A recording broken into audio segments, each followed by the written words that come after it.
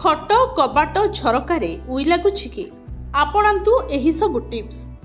ଆଉ କେବେ ବି କାନ୍ଥ ବାଡ଼ରେ ଲାଗିବେନି ଉଇ। ବର୍ଷା ଦିନରେ କୀଟ ପତଙ୍ଗ ଘରେ ପ୍ରବେଶ କରନ୍ତି, ଯାହା ବଡ଼ ସମସ୍ୟାର କାରଣ ହୋଇଥାଏ। ସାପ, ବିଛା, ତେଲୁଣି ପୋକ ବ୍ୟତୀତ ଘରେ ଉଇ ମଧ୍ୟ ଦେଖାଯାଆନ୍ତି।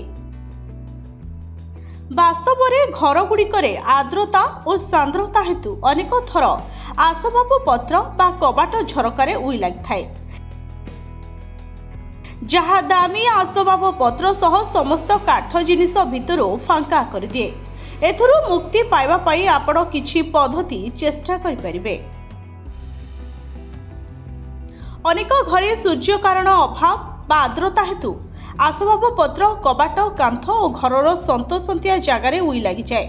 କ୍ରମଶଃ ସେମାନେ ଘରର ଅନ୍ୟ ଅଂଶକୁ ମଧ୍ୟ ବ୍ୟାପି ଯାଆନ୍ତି। ତେଣୁ କିଛି ଟିପ୍ସ ଅନୁସାରେ ଏହି ଉଇକୁ ଘୋଡ଼ା ଯାଇପାରିବ। ଲେମ୍ବୁ ଏବଂ ଭିନେଗାରର ବ୍ୟବହାର କରନ୍ତୁ।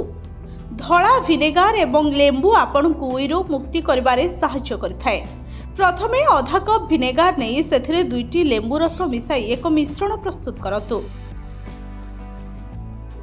ତାପରେ ଏହି ମିଶ୍ରଣକୁ ଏକ ସ୍ପ୍ରେ ବୋତଲରେ ଭରନ୍ତୁ ଏବଂ ସେହି ସ୍ଥାନଗୁଡ଼ିକରେ ସ୍ପ୍ରେ କରିନିଅନ୍ତୁ ଯେଉଁଠାରେ ଉଇ ଓ ସେମାନଙ୍କ ଅଣ୍ଡା ଦେଇଛନ୍ତି। ସେହି ଜାଗାରେ ହିଁ ସ୍ପ୍ରେ କରିବା ଦ୍ୱାରା ଉଇ 5 ମିନିଟରେ ପଳାଇଯିବେ।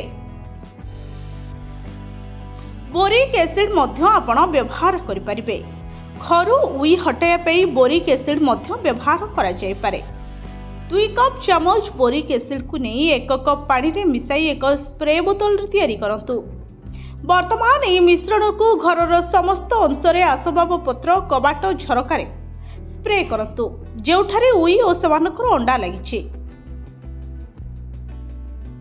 ଉଇରୁ ମୁକ୍ତି ପାଇବା ପାଇଁ ଆପଣ ନିମ୍ବ ଏବଂ ରସୁଣ ସ୍ପ୍ରେ ବ୍ୟବହାର କରିପାରିବେ।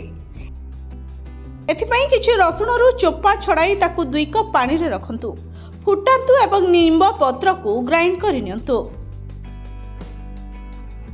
Bureau report, SCTV Odia.